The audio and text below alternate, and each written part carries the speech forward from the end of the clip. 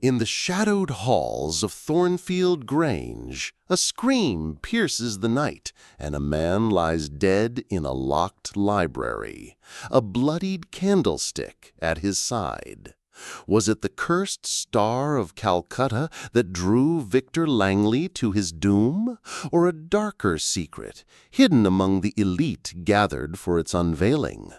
Hercule Poirot, the master of the little gray cells, steps into a web of lies, betrayal, and hidden motives. Who among the charming heiress, the secretive barrister, the nervous cousin, or the vengeful doctor holds the key to the truth? As clues unravel, a pearl, a torn note, a mysterious scratch, the question looms: can Poirot solve the enigma before the killer strikes again? Dive into this classic Agatha Christie-style mystery where every glance hides a secret and the truth is as dazzling and deadly as the sapphire itself. Chapter 1. The Setup. The late afternoon sun cast long golden shadows across the manicured lawns of Thornfield Grange, a stately Georgian manor nestled in the heart of the Sussex countryside. Its ivy-clad walls and tall chimneys stood as a testament to its ancient lineage, a proud relic of England's aristocratic past. The air was thick with the scent of roses and freshly cut grass, and the distant hum of bees lent a deceptive tranquility to the scene. Yet beneath this serene exterior, an undercurrent of unease rippled through the gathered guests, as though the very stones of the manor whispered secrets too heavy to bear. Captain Arthur Hastings, ever the faithful chronicler of Hercule Poirot's remarkable exploits, stood at the edge of the gravel drive, adjusting his tie with a nervous flick. He had been invited to Thornfield Grange at the behest of his old friend, Sir Reginald Thornfield, a baronet of considerable wealth and influence, whose annual summer gathering was the talk of polite society. Hastings, though no stranger to grandeur, felt a peculiar disquiet as he surveyed the arriving guests. There was something in the air, a tension, a brittleness in the smiles exchanged that hinted at more than mere social posturing. The guest list was a carefully curated assembly of the elite. Sir Reginald himself, a robust man in his late 50s with a penchant for hunting and a booming laugh, greeted each arrival with a handshake that seemed more forceful than warm. His wife, Lady Eleanor Thornfield, glided among the party with the grace of a swan, her pale blue eyes sharp and watchful beneath her elegant composure. Their daughter, Miss Beatrice Thornfield, a striking young woman of 25 with auburn hair and a defiant tilt to her chin, hovered near the terrace, her gaze flitting restlessly over the crowd. Among the other guests were Dr. Malcolm Hargreaves, a reserved physician with a reputation for discretion and a curious habit of polishing his spectacles when deep in thought. Mrs. Clara Wentworth, a widowed heiress whose fortune was rumored to rival Sir Reginald's own, though her sharp tongue often outshone her wealth. And Mr. Julian Carver, a charismatic young barrister whose easy charm masked a calculating mind. There was also Miss Lydia Pembroke, a distant cousin of the Thornfields, whose nervous demeanor and tendency to blush at the slightest provocation made her an object of quiet curiosity. Finally, Colonel Rupert Blake, a retired military man with a weathered face and a penchant for recounting tales of his campaigns in India, completed the circle, his booming voice cutting through the polite chatter. The occasion was ostensibly a celebration of Sir Reginald's recent acquisition of a rare sapphire, the so-called Star of Calcutta, a jewel said to carry a curse as old as its origins in the East. The jewel, set to be unveiled that evening, had drawn whispers of excitement and unease in equal measure. Hastings, though no believer in curses, could not shake the feeling that the sapphire's presence loomed larger than mere ornamentation. As the guests gathered in the drawing room for pre-dinner drinks, the atmosphere was one of forced gaiety. Crystal glasses clinked and laughter rang out, but Hastings noted the subtle glances exchanged, the way Mrs. Wentworth's fingers tightened around her glass when Sir Reginald mentioned the sapphire, or how Miss Pembroke's eyes darted toward Colonel Blake whenever he spoke. Even Beatrice, usually so poised, seemed distracted, her fingers toying with a locket at her throat. "Dreadful business, this sapphire nonsense," Colonel Blake muttered to Hastings, his mustache bristling as he sipped his whiskey. "Cursed, they say. Load of rot, if you ask me, but people will believe anything." Hastings nodded politely, his attention caught by Lady Eleanor, who stood near the fireplace, her delicate hand resting on the mantel. She was speaking to Dr. Hargreaves in low tones, her expression unreadable. "One must be cautious with such treasures," she said, her voice carrying just far enough for Hastings to catch. "They attract unwanted attention." Dr. Hargreaves murmured something in reply, but his words were lost as Sir Reginald clapped his hands, calling for attention. "My friends," he announced, his voice resonating with the authority of a man accustomed to command, "tonight we shall unveil the Star of Calcutta, a jewel of unparalleled beauty. But first, let us dine." The guests moved toward the dining room, a grand space adorned with portraits of Thornfield ancestors, their stern gazes seeming to follow the party. The table was set with exquisite care, silver gleaming under the chandelier's soft glow. Yet, as Hastings took his seat, he could not help but notice the empty chair at the far end of the table. Sir Reginald, catching his glance, offered a tight smile. Our dear friend, Mr. Victor Langley, was to join us, a business associate, you understand, but it seems he has been delayed. The name stirred a vague memory in Hastings' mind, a financier, perhaps, known for his ruthless ambition. He made a mental note to inquire further, but the thought was quickly swept aside as the first course was served. The conversation flowed, touching on politics, art, and the latest London gossip, but Hastings sensed a strain beneath the surface. Miss Pembroke, seated beside him, seemed particularly ill at ease, her fork trembling slightly as she pushed her food around her plate. "Miss Pembroke," Hastings ventured, hoping to set her at ease, "are you quite well? You seem a trifle preoccupied." She started, her cheeks flushing. "Oh, Captain Hastings, it's nothing, truly. Just the excitement of the evening, I suppose."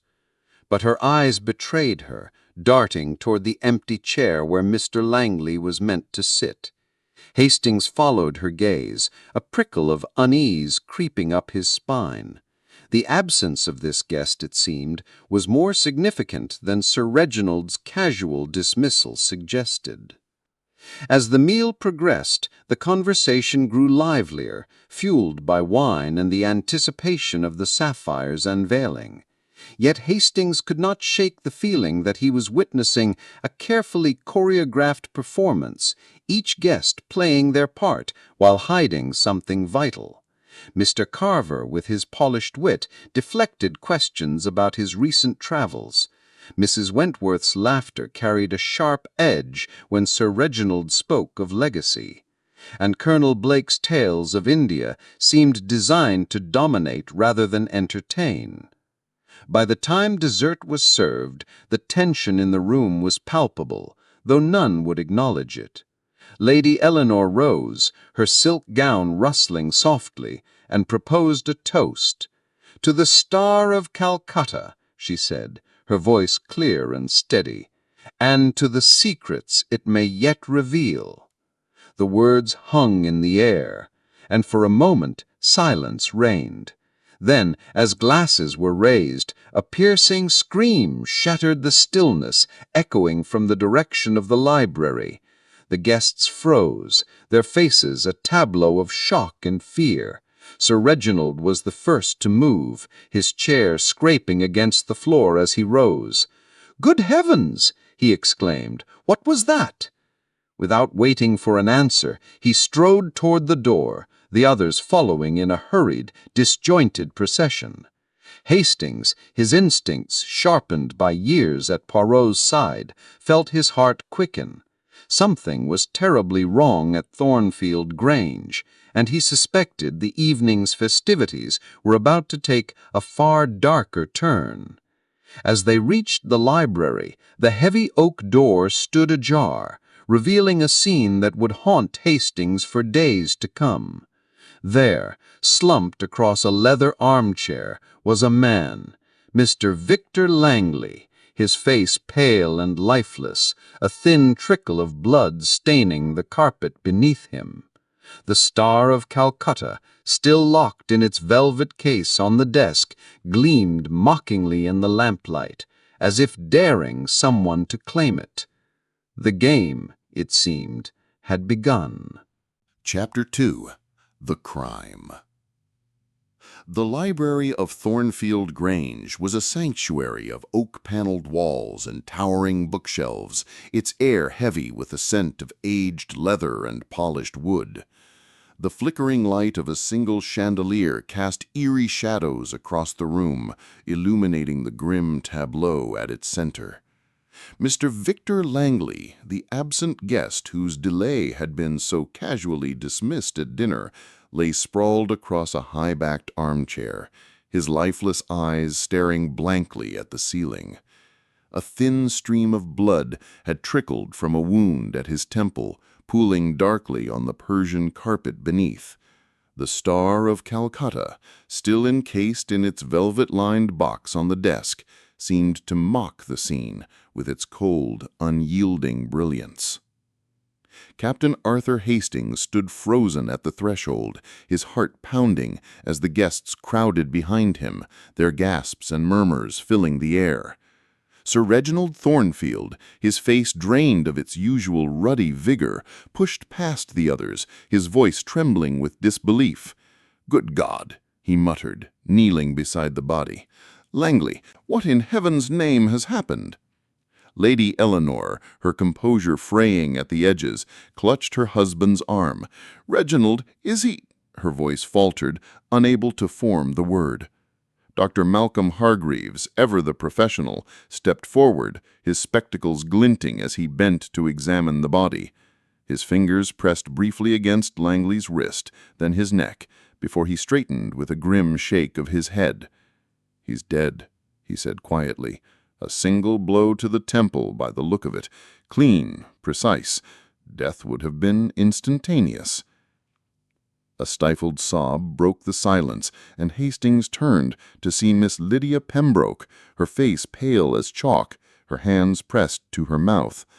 Beside her, Miss Beatrice Thornfield stood rigid, her auburn hair catching the light as her eyes fixed on the body with an unreadable intensity. Mrs. Clara Wentworth, her lips pursed, muttered something about ghastly business, while Mr. Julian Carver, the young barrister, hovered near the desk, his gaze darting between the corpse and the sapphire. Colonel Rupert Blake, his military bearing unshaken, cleared his throat. "We must fetch the police at once," he declared, his voice cutting through the murmurs. The word murder hung unspoken in the air, yet its weight pressed upon them all. Hastings, his mind racing, scanned the room for details, a habit ingrained by years at Poirot's side. The library was a closed space, its single door the only entry point from the corridor, and the tall windows were securely latched, their heavy curtains undisturbed. A brass candlestick, its base stained with a faint smear of blood, lay discarded on the floor near Langley's chair, a likely weapon, though its presence seemed almost too convenient. Sir Reginald rose, his face a mask of controlled fury. "No one leaves this house," he said, his voice low but commanding, "until we know what happened. Hargreaves, you're certain it was instantaneous?" The doctor nodded. "Quite certain. The blow was delivered with force and precision. Whoever did this knew exactly what they were doing." Hastings' eyes narrowed as he noted the time on the ormolu clock above the fireplace, 9:47 p.m. Dinner had concluded barely 20 minutes earlier, and the scream, presumably from whoever discovered Langley, had come at 9:30. The window of opportunity was narrow, yet the house was filled with guests, servants, and potential witnesses. He made a mental note to establish everyone's whereabouts during the critical half-hour.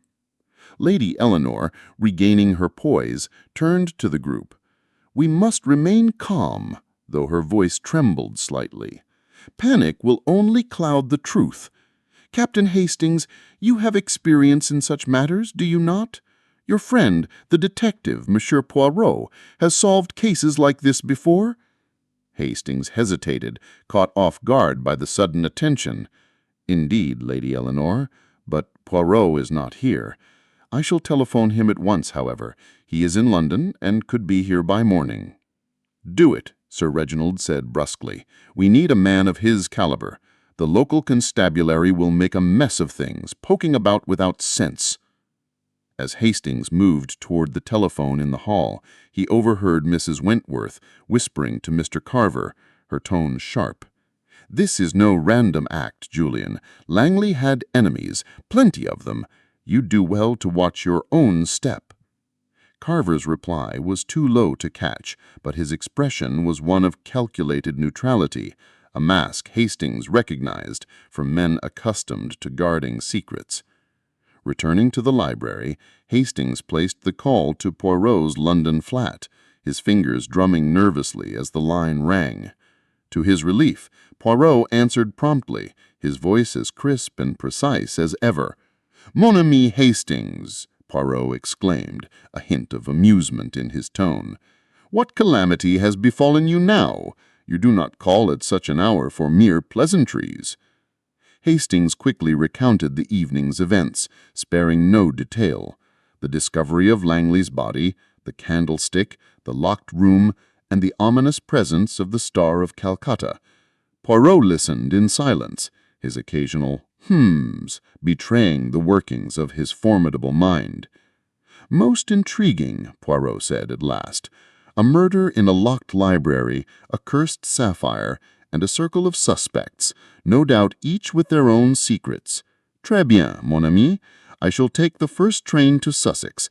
Expect me by dawn.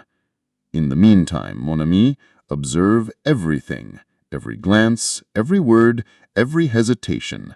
The little gray cells, they must begin their work even before Poirot arrives."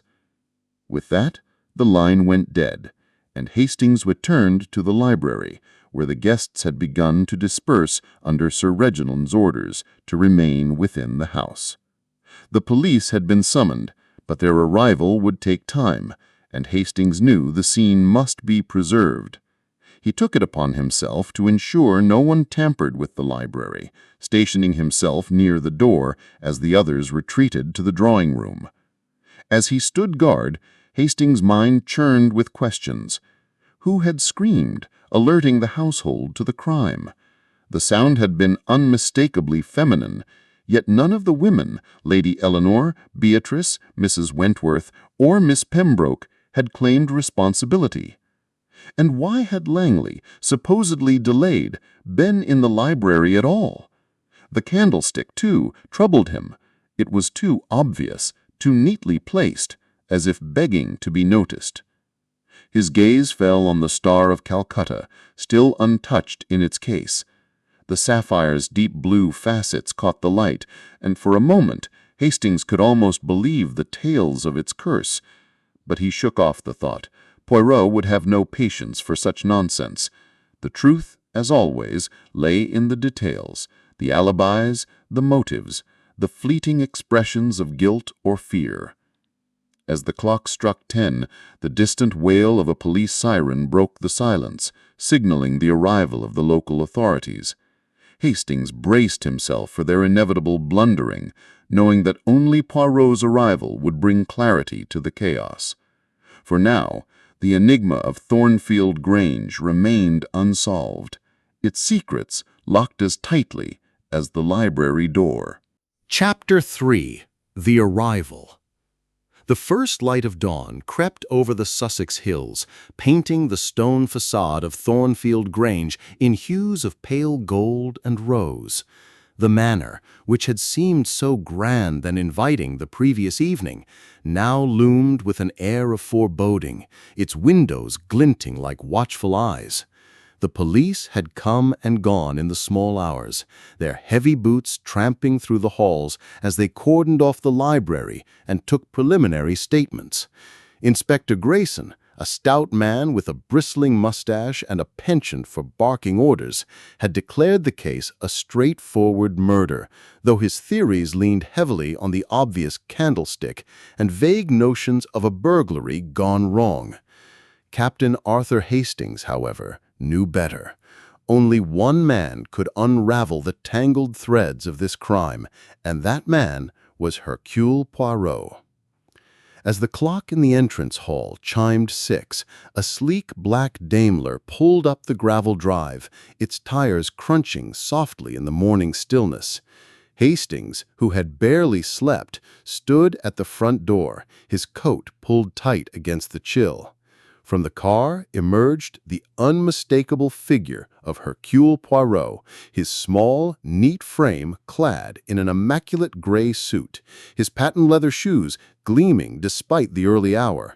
His mustache, meticulously waxed, curled with a precision that seemed to defy the chaos of the situation. In one hand, he carried a polished ebony cane, in the other, a small leather valise. "Mon ami, Hastings," Poirot called, his green eyes twinkling with a mixture of amusement and curiosity as he stepped onto the drive. "You have a talent, I think, for finding yourself in the midst of calamity. A murder, a sapphire, a locked room. C'est magnifique! The little gray cells, they are already stirring." Hastings managed a tired smile. "I knew you'd come, Poirot. It's a devil of a mess. The police are poking about, but they've no idea what they're dealing with." Poirot raised a hand, his expression one of patient reproach. "The police, they are necessary, but often they see only the surface. We, Hastings, shall look deeper. Now, tell me everything, every detail, every impression, no matter how trivial." As they walked toward the manor, Hastings recounted the events of the previous evening in meticulous detail. The scream that shattered the dinner, the discovery of Victor Langley's body, the bloodied candlestick, and the locked library. He described the guests, Sir Reginald's commanding presence, Lady Eleanor's icy composure, Beatrice's restless energy, and the others' varied reactions to the crime. Poirot listened intently, his head tilted slightly, his fingers occasionally stroking his mustache, as if coaxing his thoughts into order. They entered the drawing room, where the guests had gathered after a sleepless night. The air was thick with tension, the elegance of the previous evening replaced by strained faces and hushed voices. Sir Reginald stood by the fireplace, his hands clasped behind his back, while Lady Eleanor sat rigidly on a chaise lounge, her eyes fixed on some distant point. Beatrice paced near the window, her locket clutched tightly in her hand. Dr. Hargraves polished his spectacles with a handkerchief, his movements slow and deliberate, while Mrs. Clara Wentworth sipped tea with an air of defiant calm. Mr. Julian Carver leaned against a bookcase, his charms subdued, but his eyes watchful. Miss Lydia Pembroke sat in a corner, her hands twisting nervously in her lap, and Colonel Rupert Blake, his military bearing unshaken, stood near the door, as if ready to take charge. Poirot's entrance caused a stir. Heads turned and whispers ceased as the diminutive detective surveyed the room with a calm, almost theatrical deliberation. "Bonjour, mesdames et messieurs," he said, his voice clear and precise. I am Hercule Poirot, and I have been called to assist in the matter of the unfortunate demise of Monsieur Victor Langley. I assure you, the truth shall be uncovered. For Poirot, he does not fail." Sir Reginald stepped forward, his expression a mixture of relief and impatience. "Monsieur Poirot, your reputation precedes you. We're in a damnable situation here. Langley was a friend, a business associate at any rate, and now he's dead in my library. The police seem to think it's a simple case, but I'm not so sure." Poirot inclined his head. "Simple, Sir Reginald? No, no. Murder is never simple. It is a puzzle, a tapestry woven of motives, opportunities, and secrets, and I, Hercule Poirot, shall unravel it. First, I must see the scene of the crime." Accompanied by Hastings and Sir Reginald, Poirot made his way to the library, which remained sealed by police order. Inspector Grayson, who had returned at dawn, grudgingly allowed Poirot access, muttering about fancy foreign detectives. The room was much as Hastings had last seen it, though the body had been removed for examination. The candlestick, now bagged as evidence, was no longer on the floor, but Poirot's sharp eyes took in every detail: the position of the armchair, the undisturbed curtains, the locked windows, and the velvet case containing the Star of Calcutta. Poirot moved with the precision of a watchmaker, his cane tapping lightly as he circled the room. He paused at the desk, his fingers hovering over the sapphire's case. "This jewel," he murmured, "it is at the heart of the matter, n'est-ce pas? A thing of beauty, but also of danger. Tell me, Sir Reginald, who knew of its presence here?" Sir Reginald frowned. "Everyone in the house, I suppose. I made no secret of it. Langley himself was keen to see it. He had a stake in its acquisition, you see. A financial arrangement." "A financial arrangement? Most interesting. And the library, it was locked before dinner." "Yes," Sir Reginald replied. "I locked it myself at 6 o'clock to ensure the sapphire's safety. Only I have the key." "And yet," Poirot said softly, "Monsieur Langley was found here, dead, with the door ajar. A curious contradiction, no?" He continued his inspection, noting the position of the bookshelves, the angle of the armchair, and the faint scuff marks on the polished floor. Hastings watched, marveling at Poirot's ability to see significance in the seeming mundane. At one point, Poirot knelt to examine a small, crumpled piece of paper beneath the desk, a torn fragment of a letter bearing only the words "must meet" in a hurried scrawl. He slipped it into his pocket with a faint smile. Returning to the drawing-room, Poirot addressed the assembled guests. "Mes amis, a crime has been committed, and each of you, I regret to say, must be considered. I shall require your cooperation, your statements, your movements, your truths. Do not think to conceal anything from Hercule Poirot, for I shall find it out." A ripple of unease passed through the room. Miss Pembroke's hands trembled, and Mrs. Wentworth's lips tightened. Carver exchanged a glance with Beatrice, who quickly looked away. Poirot, ever observant, noted these reactions, but said nothing, his expression of serene confidence.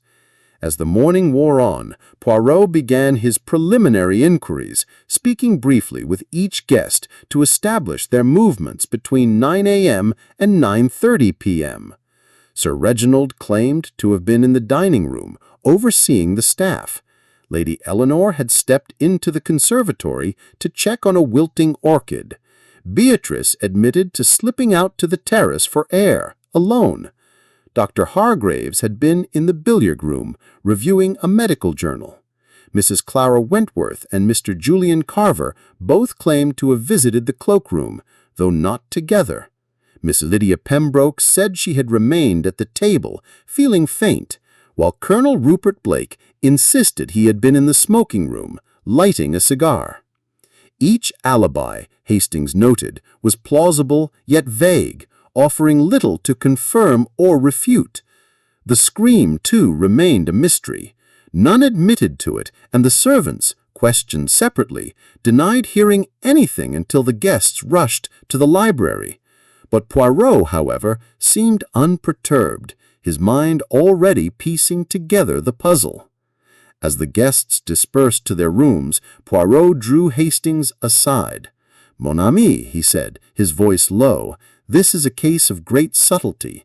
The candlestick, it is too obvious, a distraction. The true clue lies in the human heart, in the glances, the hesitations, the secrets unspoken. We must watch and we must listen. The truth, it is there, waiting for Poirot to claim it." With that, he turned back to the library, his little gray cells already at work, while Hastings felt a familiar thrill. The game was well and truly afoot. Chapter 4. The Questions Begin. The morning sun climbed higher, casting a pale light through the tall windows of Thornfield Grange, but its warmth did little to dispel the chill that had settled over the household. The drawing-room, where Hercule Poirot had chosen to conduct his interviews, was a study in contrasts. Elegant furnishings clashed with the strained expressions of the guests, and the scent of freshly brewed tea mingled with an undercurrent of fear. Captain Arthur Hastings sat in a corner, his notebook open, scribbling observations as Poirot began his meticulous unraveling of the mystery surrounding Victor Langley's death. Poirot stood before the fireplace, his small frame commanding the room with an authority that belied his stature. His eyes, sharp and green as emeralds, moved from face to face, noting every flicker of unease, every guarded glance. The guests, seated in a semicircle of velvet-upholstered chairs, shifted uncomfortably under his gaze. The candlestick, the locked library, the Star of Calcutta, all were pieces of a puzzle, but Poirot knew the true key lay in the minds and motives of those present. "Mesdames et messieurs," Poirot began, his voice precise and measured, "a crime has been committed, and the truth it hides among you. I, Hercule Poirot, shall uncover it, but I require your candor. Each of you will speak with me, one by one, and you will tell me where you were, what you saw, and what you know. Do not think to deceive Poirot, for the little gray cells, they are never mistaken." Hastings watched as the guests exchanged wary looks. Sir Reginald Thornfield, standing by the window, cleared his throat. "Monsieur Poirot, we are all eager to assist. This is a terrible business, and we want the culprit found as much as you do." Poirot inclined his head, his mustache twitching slightly. "Bien. Then we shall begin with you, Sir Reginald. Please tell me of your movements last evening, from the moment dinner began until the scream was heard." Sir Reginald, his hands clasped behind his back, recounted his actions with the confidence of a man accustomed to authority. He had presided over dinner, ensuring the staff served promptly, and had not left the dining room until the scream at 9:30 p.m. "I was with the guests the entire time," he said firmly. "You can ask any of them." Poirot's eyes narrowed. "And Monsieur Langley, when did you last see him alive?" Sir Reginald hesitated, a shadow crossing his face. "At tea, around 4 o'clock. He was to join us for dinner, but sent word he'd been delayed in London. I assumed he'd arrived later." Poirot nodded, his expression unreadable, and turned to Lady Eleanor, who sat with her hands folded in her lap, her pale blue eyes steady. "Madame, you mentioned visiting the conservatory during dinner. For how long and why?" Lady Eleanor's voice was calm, almost too calm. "I stepped out for perhaps 10 minutes, just after the main course. One of my orchids was wilting, and I wished to check on it. I returned before dessert." Hastings jotted this down, noting the precision of her response. 10 minutes was enough time to slip to the library, he thought, though the idea of Lady Eleanor wielding a candlestick seemed absurd.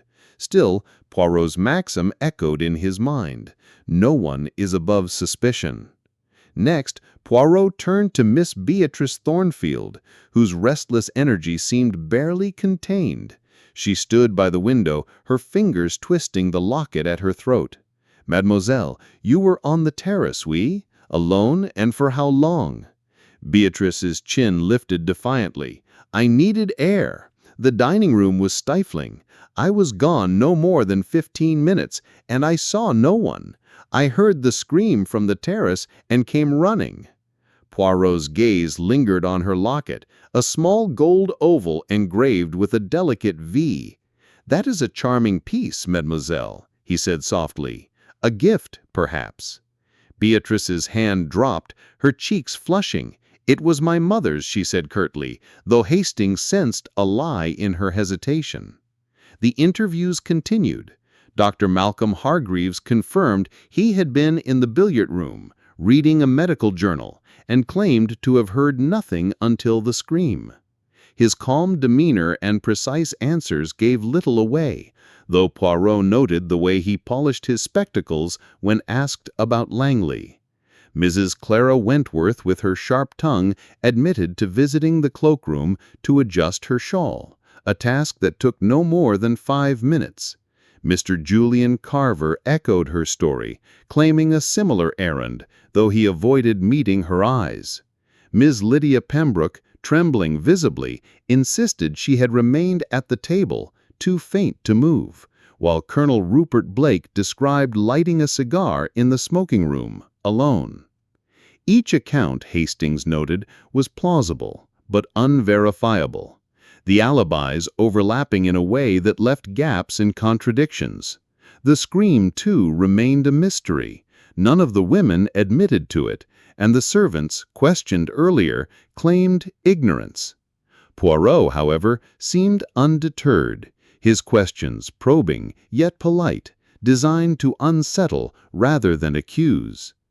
After the interviews, Poirot requested a private word with Inspector Grayson, who had returned to oversee the police's efforts. The inspector, clearly skeptical of Poirot's methods, grudgingly shared his findings. Langley had died between 9 and 9:30 p.m., killed by a single blow from the candlestick, which bore no fingerprints. The library door, locked at 6, had been found ajar, with no sign of forced entry. The Star of Calcutta remained untouched, ruling out theft as a motive. Poirot listened, his fingers steepled. "No fingerprints, you say. Most curious. And the key, Inspector, where is it now?" Grayson produced a heavy brass key from his pocket. "Sir Reginald gave it to us. He swears it was in his possession all evening." Poirot's eyes gleamed. And yet the door was open. A paradox, no? I shall need to examine this key and the lock most carefully. As Grayson departed, Poirot drew Hastings aside, his voice low. "Mon ami, the alibis, they are like a house of cards. Each supports the other, yet none is solid. The candlestick, it is a clumsy weapon, chosen to mislead. And the scream, why does no one claim it? We must look to the small things, the locket, the scuff marks, the torn paper. They speak louder than words." Hastings frowned, recalling the crumpled fragment Poirot had found in the library, bearing the words, "must meet." "Do you think it significant?" he asked. Poirot smiled enigmatically. "Everything is significant, until it is not. Now let us observe the guests at luncheon. The truth, it often reveals itself in the unguarded moment." As they rejoined the others, Hastings watched Poirot's meticulous demeanor, his every gesture calculated to provoke reaction. The guests, though outwardly composed, seemed to sense the net tightening. Mrs. Wentworth's sharp laugh rang hollow. Carver's charm faltered when Poirot passed near, and Beatrice's fingers never strayed far from her locket. Even Miss Pembroke, so timid, seemed to shrink further under Poirot's scrutiny. Luncheon was a strained affair, the clink of cutlery filling the silences. Poirot, seated beside Lady Eleanor, made light conversation about orchids, but Hastings knew he was watching, listening, cataloging every detail. As the meal ended, Poirot rose, his voice cutting through the murmur. "Mes amis, I thank you for your patience. The truth, it is near, but for now I ask you to remain vigilant and to trust in the little gray cells of Hercule Poirot." As the guests dispersed, Hastings caught a fleeting glance between Beatrice and Carver, a look that spoke of shared secrets. He made a note to mention this to Poirot, certain that the detective had already seen it. The enigma of Thornfield Grange was deepening, and Hastings felt the familiar thrill of the chase, tempered by the knowledge that the truth, when revealed, would shake this house to its foundations. Chapter 5. The Red Herrings. The afternoon at Thornfield Grange hung heavy with an oppressive stillness, as though the very walls held their breath, awaiting the next revelation. The guests, confined to the manor by Poirot's request and the police's ongoing investigation, moved with the restless unease of caged creatures. The dining room, where luncheon had been served, now lay empty, its polished table reflecting the muted light of a clouded sky. Captain Arthur Hastings, ever attentive to the subtleties of human behavior, lingered near the drawing room, his notebook filled with observations of the morning's interviews.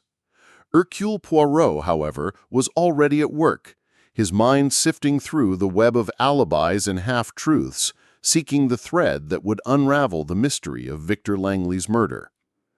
Poirot had requested a second inspection of the library, and Hastings accompanied him, noting the detective's meticulous attention to detail.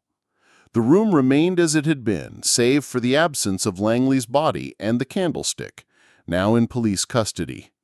Poirot moved with deliberate grace, his cane tapping softly as he examined the desk, the windows, and the lock on the heavy oak door. He paused at the fireplace, his fingers tracing the edge of the mantel where a faint smudge of ash caught his eye. "Curieux," he murmured, producing a small envelope and carefully collecting the ash. "The smallest detail, Hastings. It may speak volumes." As they returned to the drawing-room, Inspector Grayson awaited them, his expression one of barely concealed frustration. "Monsieur Poirot, we've had a development. One of the maids, a girl named Molly, claims she saw something last night. I thought you'd want to hear it before we proceed." Poirot's eyes gleamed with interest. "Excellente! Bring her to me, Inspector, and let us hear what this Molly has to say."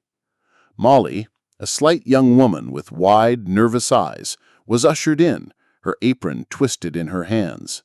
Under Poirot's gentle but probing gaze, she recounted her story. At approximately 9:15 p.m., while carrying a tray of glasses to the kitchen, she had seen Colonel Rupert Blake near the library door, his hand on the knob as if about to enter. "He looked ever so furtive, sir," she said, her voice trembling. "I didn't think much of it then, but after what happened, I thought I ought to say." Colonel Blake, summoned at once, bristled with indignation. "Furtive? Nonsense!" he barked, his mustache quivering. "I was in the smoking room, as I told you, lighting a cigar. The girl must be mistaken. I never went near the library." The accusation hung in the air, drawing uneasy glances from the other guests, who had gathered at the sound of raised voices. Hastings noted Mrs. Clara Wentworth's faint smirk, as if she relished Blake's discomfort, and Mr. Julian Carver's sudden interest in the pattern of the carpet. Miss Lydia Pembroke, pale and trembling, seemed on the verge of tears, while Beatrice Thornfield's eyes narrowed, her locket once again clutched tightly. Inspector Grayson seized upon Molly's statement with the zeal of a man eager to close the case. "This is damning, Colonel," he said.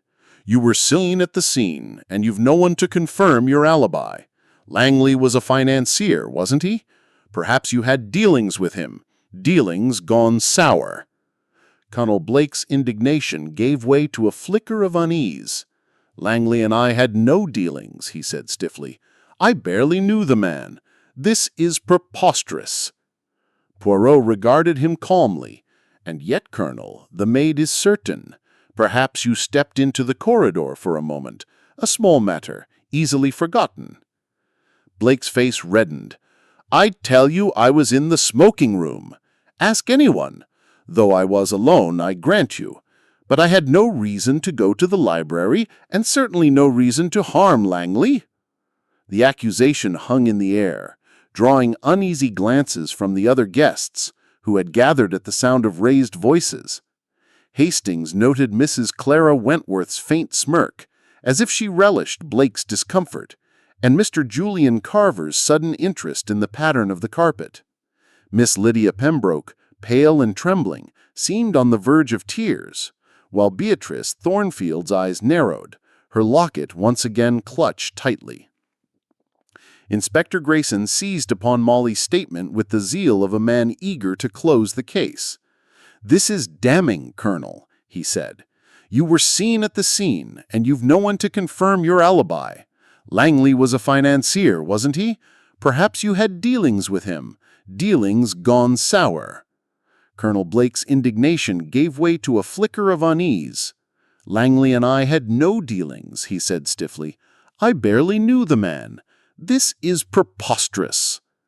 Poirot raised a hand, his voice cutting through the tension. "Patience, Inspector.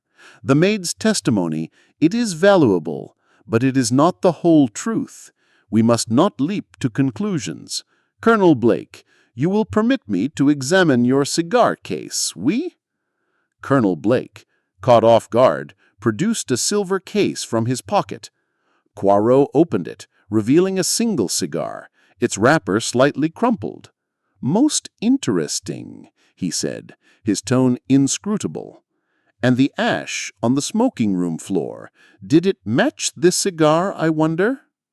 Grayson frowned, clearly irritated by Poirot's detour, but promised to check the ash.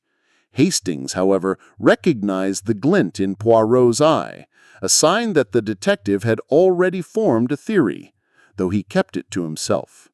As Blake stormed off, muttering about slander, Poirot turned his attention to the other guests, his questions now sharper, designed to probe deeper.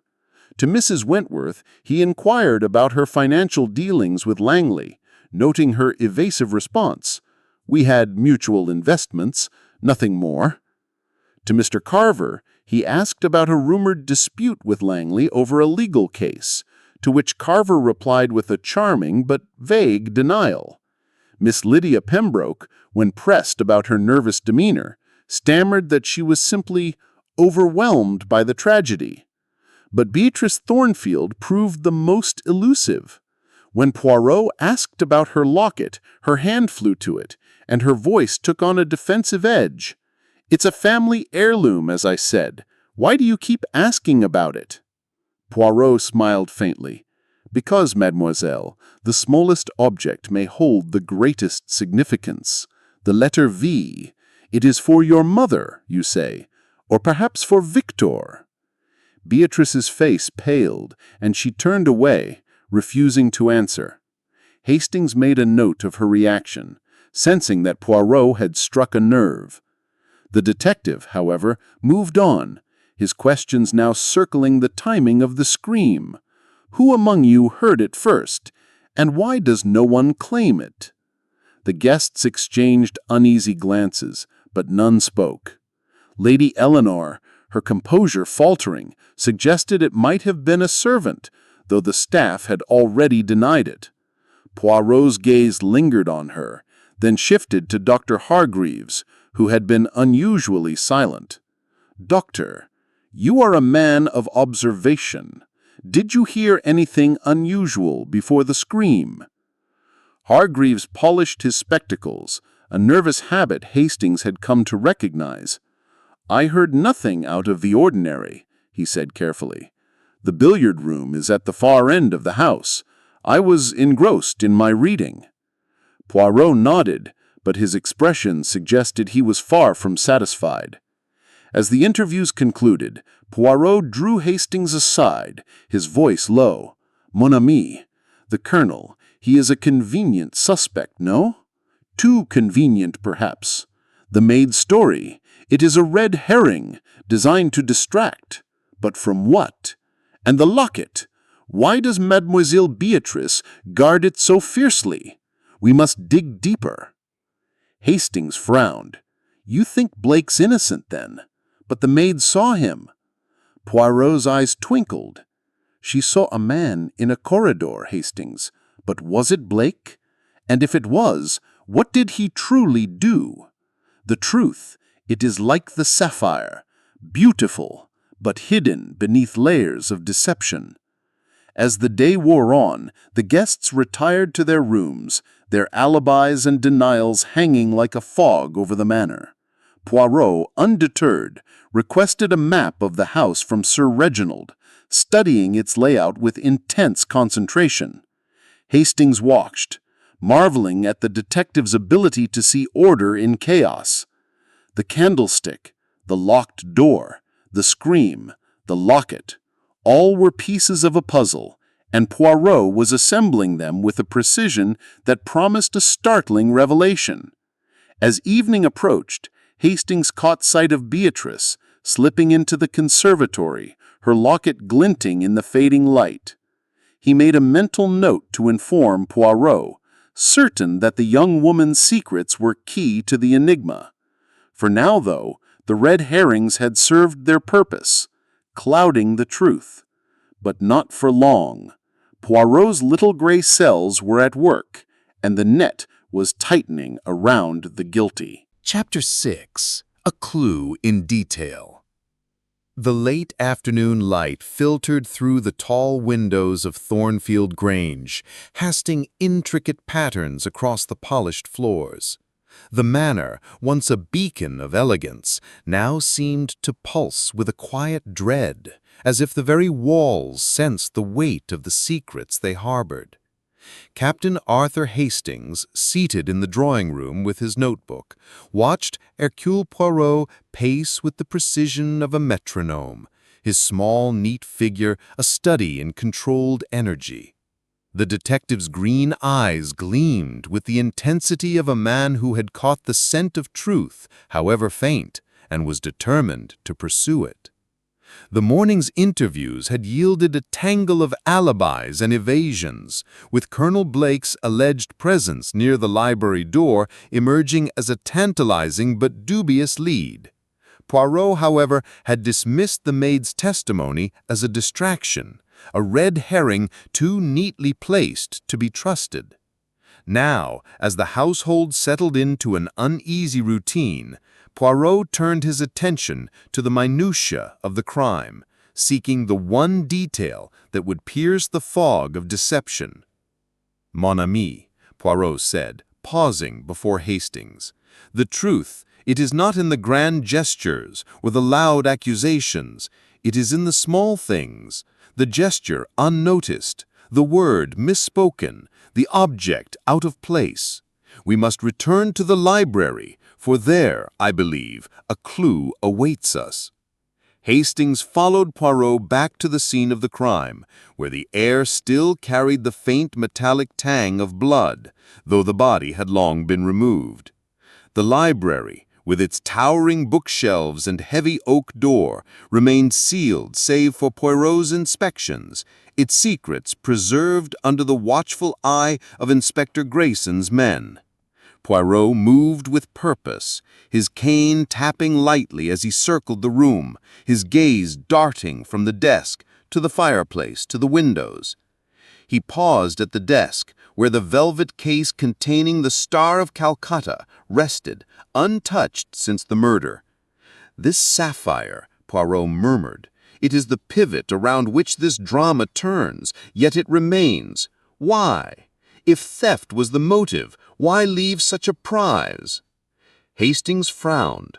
Perhaps the killer was interrupted? The scream might have startled them. Poirot's mustache twitched. "Perhaps, Hastings, but the scream, it is a mystery of its own. And this, He knelt suddenly, his fingers brushing the carpet near the armchair where Langley had died. There, almost invisible against the intricate pattern, was a single pearl, small and lustrous, its surface catching the light. Poirot retrieved it with a handkerchief, holding it up for inspection. "A pearl," Hastings said, surprised. "From a necklace, perhaps. One of the ladies." Poirot's eyes gleamed. "Précisément, mon ami. But whose? And why here, so close to the body?" "It is not a coincidence, for with Poirot there are no coincidences." He slipped the pearl into the same envelope that held the ash from the fireplace and the torn fragment of paper bearing the words "must meet." Hastings watched, marveling at Poirot's ability to find significance in the seemingly trivial. The detective then turned his attention to the library door, examining the lock with a magnifying glass he produced from his valise. "The key, it was with Sir Reginald, oui?" he asked, though the question seemed rhetorical. "Yes," Hastings replied. "He swore he had it all evening, and the police confirmed the lock wasn't forced." Poirot nodded, his fingers tracing the keyhole. "And yet the door was ajar when the body was found. A locked room, a dead man, and a door that opens without a key. This is a contradiction that demands explanation." Returning to the drawing room, Poirot summoned the guests, his request for their presence phrased with such polite insistence that none dared refuse. The atmosphere was tense, the earlier civility eroded by suspicion and fatigue. Lady Eleanor sat with her usual composure, though her fingers toyed with a lace handkerchief. Beatrice, her locket once again in hand, avoided Poirot's gaze. Mrs. Wentworth's sharp eyes darted between the detective and her fellow guests, while Mr. Carver maintained his polished charm, though it seemed strained. Dr. Hargraves polished his spectacles, Miss Pembroke fidgeted nervously, and Colonel Blake stood stiffly, his indignation barely contained. Poirot held out the pearl, its delicate sheen drawing gasps from the women. "Mesdames," he said, his voice soft but commanding, "this was found in the library near the body of Monsieur Langley. Does it belong to any of you?" A murmur rippled through the room. Lady Eleanor's hand went to her throat, where a strand of pearls gleamed. "Mine are all accounted for," she quickly said, displaying the intact necklace. Mrs. Wentworth, who favored emeralds, shook her head dismissively. Beatrice hesitated, her fingers tightening to her locket, but said nothing. Miss Pembroke, however, flushed a deep crimson, her hands fluttering to her neck as if searching for something lost. It might be mine," she stammered, her voice barely audible. "I wore a pearl brooch last evening, but I thought I'd lost it in the dining room." Poirot's eyes narrowed. "A brooch, mademoiselle. Describe it, if you please." Miss Pembroke's description was vague, a small silver brooch with a cluster of pearls. But Poirot pressed her gently, noting the way her eyes darted toward Beatrice.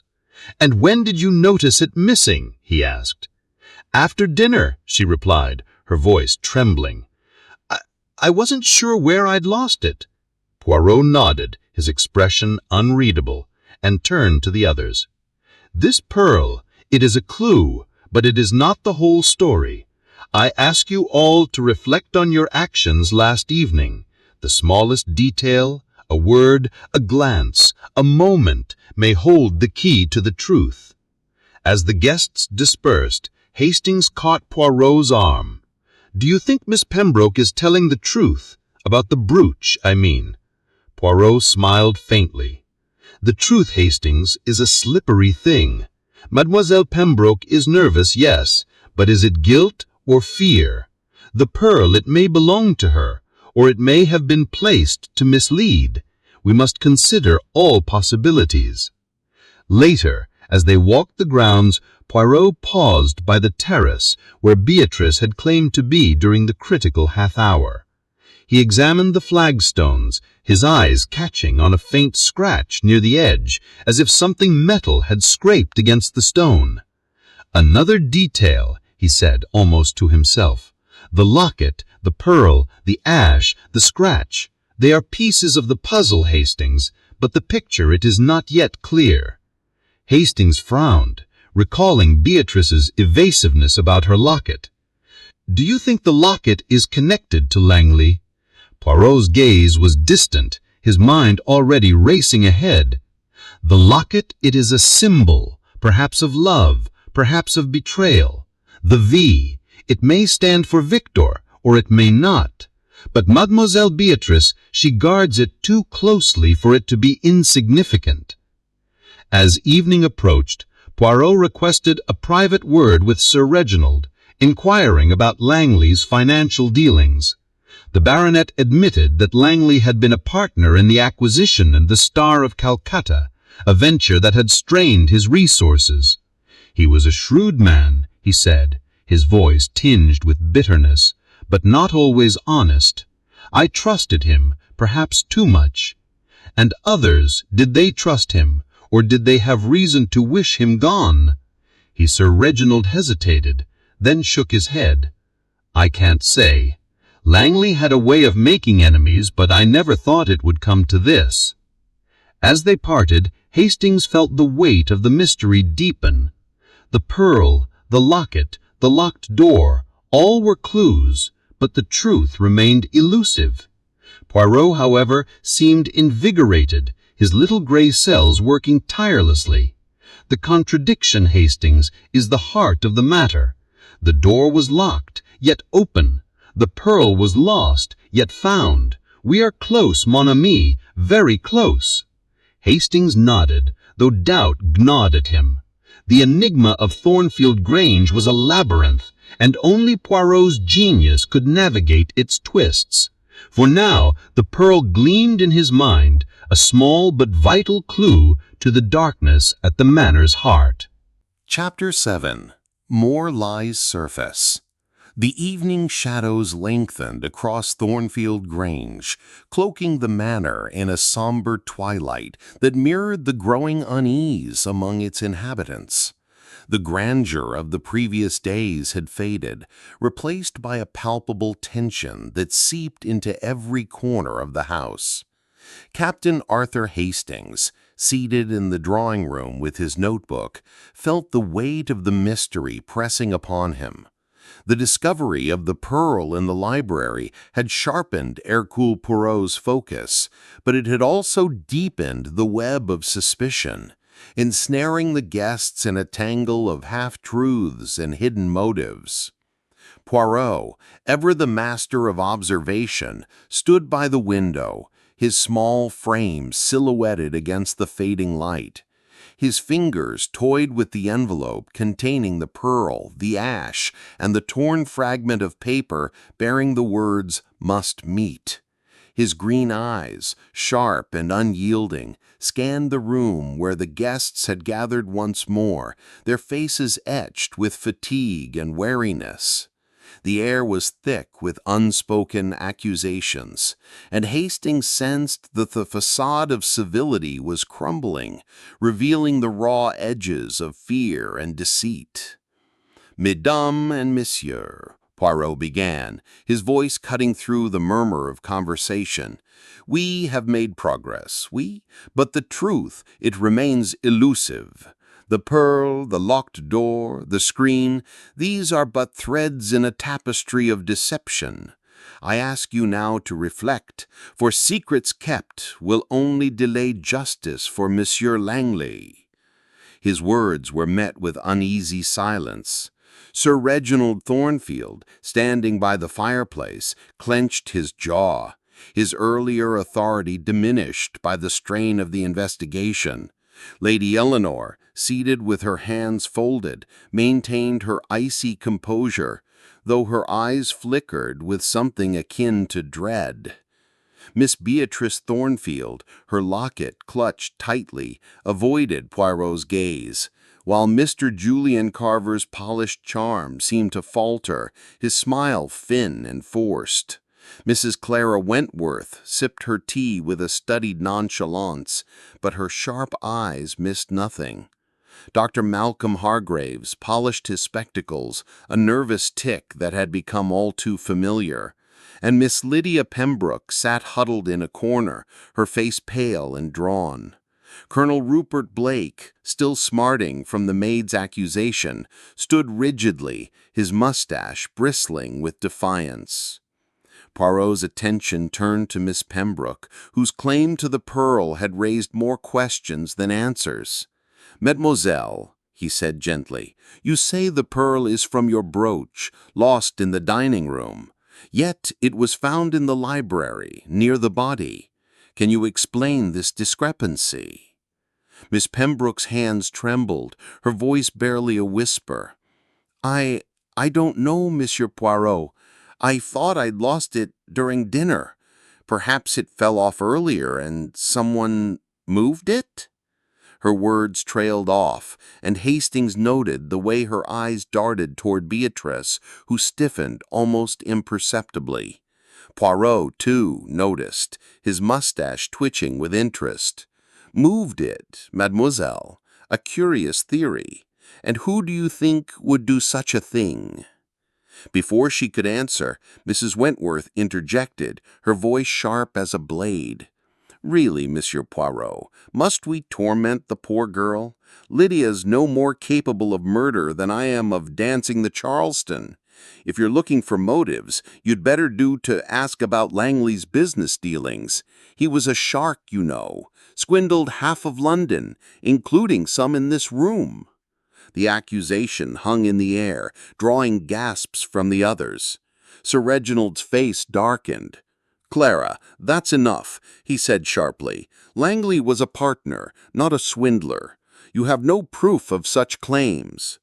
Mrs. Wentworth's lips curled into a wry smile. "Oh, Reginald, don't be naive. Langley had his claws in your finances, and you know it.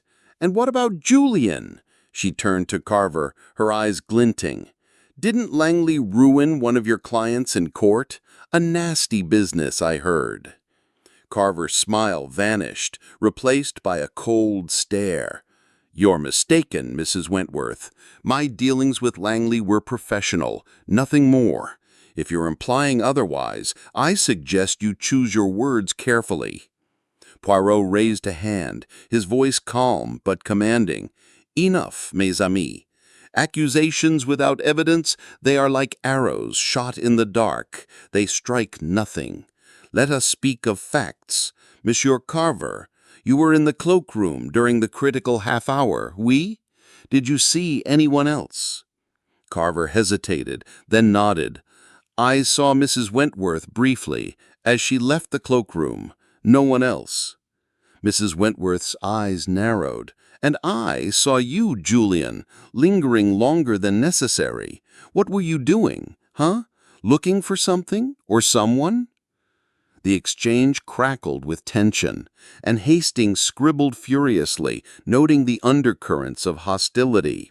Poirot, however, shifted his focus to Dr. Hargraves, who had remained silent. "Doctor, you were in the billiard room, reading, you say. Yet you heard nothing, not the screen, not the footsteps in the corridor?"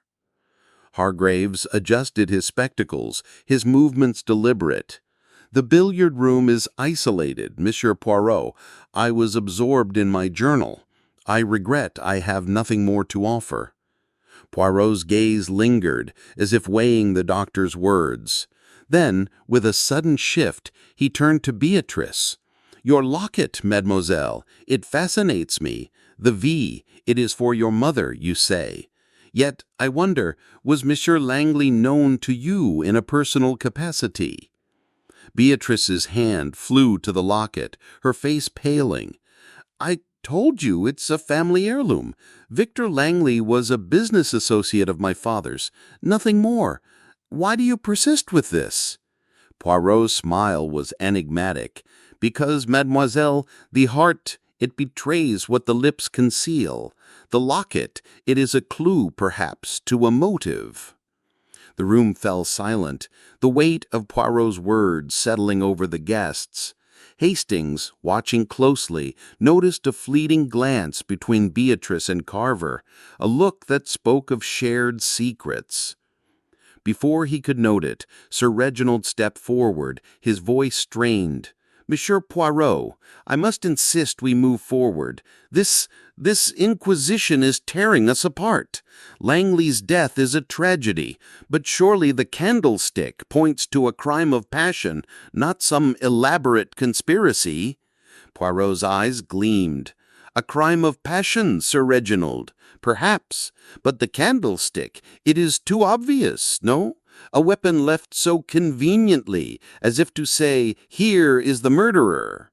No, the truth is more complex. And the paper, the fragment that says 'must meet,' who wrote it, and to whom?" The mention of the paper caused a stir. Lady Eleanor's hand tightened on her handkerchief, and Carver's jaw clenched. Miss Pembroke let out a small gasp, quickly stifled. Poirot, ever observant, catalogued these reactions, his mind working like a fine-tuned machine. As the guests dispersed, Poirot drew Hastings aside, his voice low. "Mon ami, the lies, they multiply like shadows. Mrs. Wentworth she accuses to deflect. Carver, he hides a grudge. And Beatrice, her locket, it is a key, but to what? The pearl, the paper, the ash, these are not accidents. We are close, Hastings, to a truth that will shock." Hastings frowned, recalling the tension between Carver and Wentworth. "Do you think Langley's financial dealings are the motive?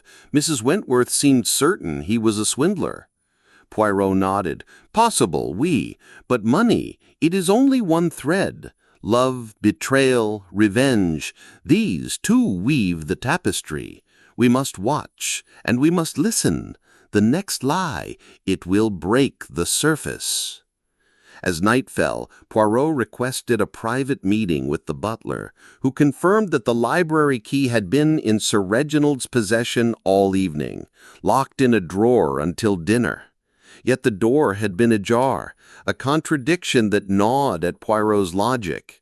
He also examined the terrace, noting the scratch on the flagstone, which he now suspected was made by a metal object, perhaps a key or something more sinister. Hastings, retiring to his room, felt the puzzle tightening around them.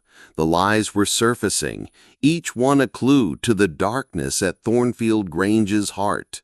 Poirot, with his little gray cells, was closing in, and Hastings knew the next revelation would shake the manor to its core. Chapter 8. The Emotional Turning Point. The oppressive atmosphere at Thornfield Grange had thickened by the third day, the weight of suspicion and unspoken truths pressing upon the guests like a storm cloud ready to burst.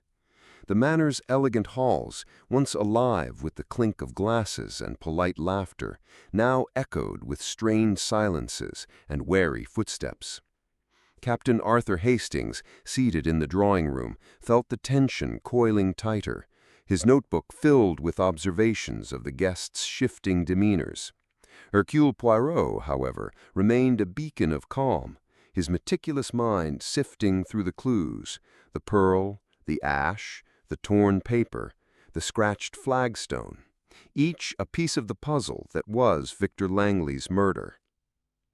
The afternoon had drawn the guests together once more, their faces etched with fatigue and unease. Poirot, standing by the fireplace, his small frame radiating authority, had summoned them for what he called a conversation of clarity. His green eyes, sharp and unyielding, moved from one guest to another, as if peering into their very souls.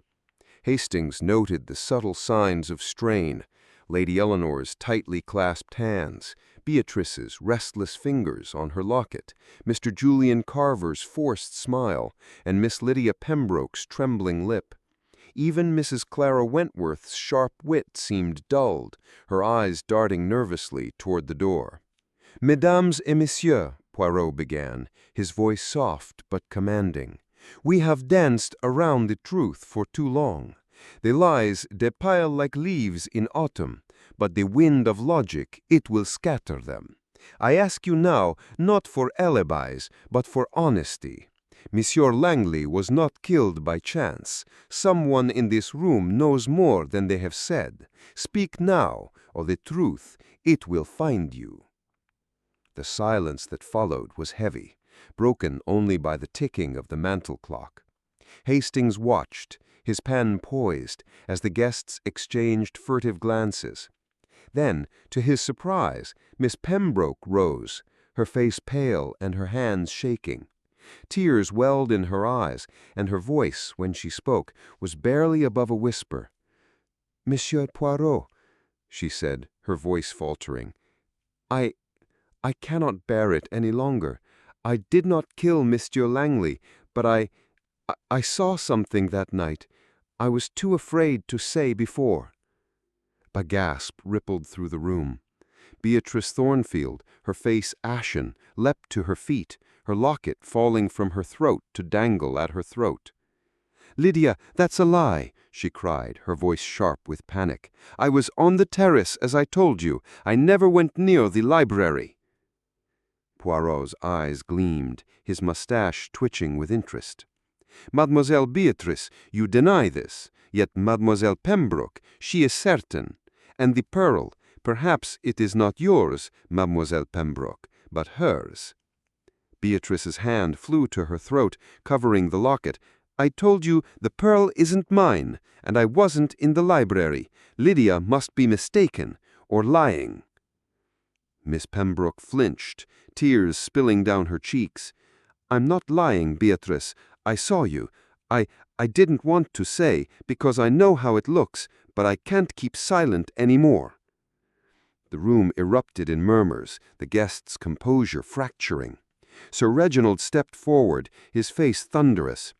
"This is outrageous. My daughter is no murderer. Lydia, you've always been jealous of Beatrice. Admit it."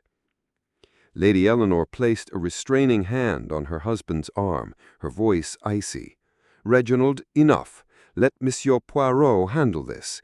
Beatrice, tell the truth. Were you in the library?" Beatrice's eyes darted between her parents, Poirot, and the other guests, her defiance crumbling. "I wasn't there," she insisted, but her voice wavered, and Hastings noted the way her fingers clutched the locket as if it were a lifeline. Poirot's eyes softened, but his tone remained firm. "Mademoiselle, the locket, it is more than a trinket, oui? The V, it stands for Victor, does it not? You knew Monsieur Langley more intimately than you have admitted." The accusation struck like a thunderbolt. Beatrice's face drained of color, and for a moment I thought she might faint. Then, with a sob, she sank into her chair, her hands covering her face. "It's not what you think," she whispered. "Victor and I were engaged, secretly. The locket was his gift to me, but I didn't kill him, I swear it." The revelation sent a shockwave through the room. Lady Eleanor gasped, her hand flying to her mouth, while Sir Reginald's face darkened with fury. "Engaged!" he roared. "To that scoundrel! Beatrice, how could you?" Mrs. Wentworth's lips curled into a sardonic smile. "Well, well, the plot thickens. A secret engagement. How very romantic, and how very convenient for a motive." Mr. Carver, who had been silent, stepped forward, his voice low but sharp. "That's enough, Clara. Beatrice is no killer. Langley was a manipulative man. Perhaps he coerced her into the engagement." Poirot raised a hand, silencing the room. "Merci, Monsieur Carver. Your defense of Mademoiselle Beatrice is noted. But let us consider a secret engagement, a pearl in the library, a door that should have been locked but was not. These are not coincidences, mes amis. Mademoiselle Beatrice, why were you seen leaving the library, if indeed you were there?" Beatrice's tears flowed freely now, her voice choked. "I wasn't there, I tell you. I was on the terrace. Lydia's mistaken, or someone wants to make it look like I was there." Poirot's eyes narrowed, his mind clearly racing. He turned to Mademoiselle Pembroke. "Mademoiselle, you are certain of what you saw, the time, the place, the person?"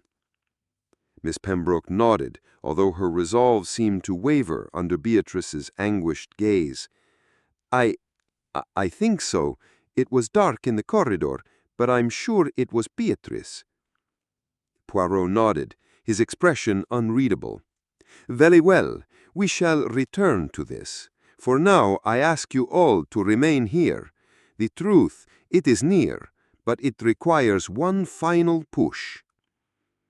As the guests dispersed, their whispers filled with speculation, Poirot drew Hastings aside, his voice low. "Nani, the crack, it has appeared. Mademoiselle Beatrice's secret, it is a key, but not the whole lock. The locket, the pearl, the testimony, they point to a truth, but it is obscured by design. We must look to the contradictions, the door, the scream, the motives hidden." Hastings frowned, his mind reeling.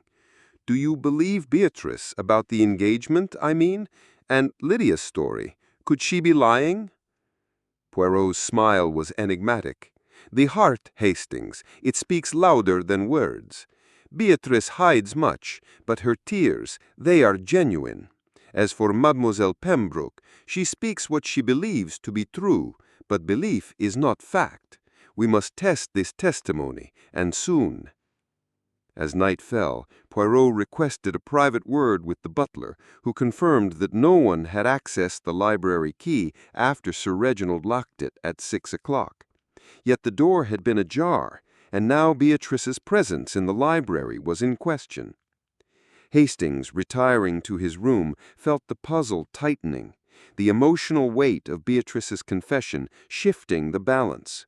The lies were unraveling, but the truth remained just out of reach, waiting for Poirot's genius to bring it into the light.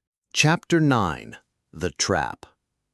The air at Thornfield Grange had grown stifling by the evening of the third day, as if the manor itself were conspiring to suffocate the truth.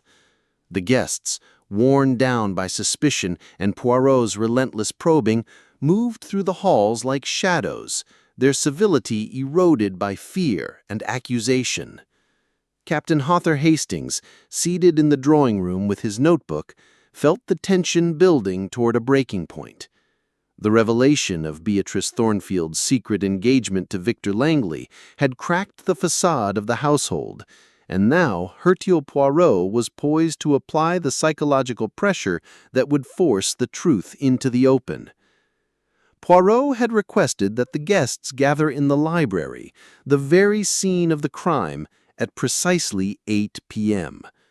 The choice was deliberate, Hastings knew, for Poirot often used the setting of a crime to unsettle the guilty. The detective stood by the fireplace, his small frame radiating a quiet authority, his green eyes gleaming with the intensity of a predator closing in on its prey. The velvet case containing the Star of Calcutta rested on the desk, its sapphire glinting under the chandelier's light, a silent witness to the drama about to unfold. The guests filed in, their faces a gallery of unease. Sir Reginald Thornfield, his jaw tight, stood near the door, as if guarding the exit. Lady Eleanor sat rigidly, her hands clasped in her lap, her pale blue eyes fixed on Poirot. Beatrice, her locket clutched tightly, avoided her parents' gazes, her expression a mix of defiance and fear. Mr. Julian Carver leaned against a bookcase, his usual charm replaced by a wary alertness. Mrs. Clara Wentworth, her lips pursed, surveyed the room with a sharp, calculating gaze. Dr. Malcolm Hargreaves polished his spectacles, his movements slow and deliberate, while Miss Lydia Pembroke huddled in a chair, her eyes red from crying. Colonel Rupert Blake, still bristling from the maid's accusation, stood with military precision, his mustache twitching with suppressed indignation. "Mesdames and Messieurs," Poirot began, his voice clear and resonant, "we stand now in the heart of the mystery, where Monsieur Langley met his end.